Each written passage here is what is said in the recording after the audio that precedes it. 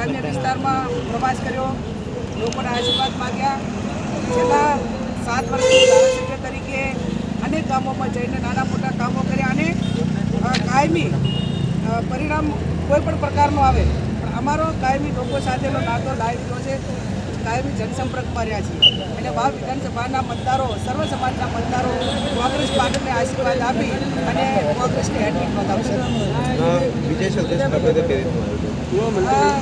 અમે એ બાબતમાં કાંઈ લાભ સચિન લોકો થોડા અંદર કારણ કે અમારી 24ની ચૂંટણી હોય, 22ની હોય, ભાઈ સંદેશ થોડો નીચે રાખો, આભાર વ્યક્ત કરવાનો હોય અને સાથે રહીને જીત્યા પછી કોઈ પણ પ્રતિનિધિ એ કોઈ પક્ષનો નથી હોતો, એ સર્વ વિસ્તારના તમામ સમાજના અને સર્વ સમાજના મતદારોના નાગરિકોનો હોય છે.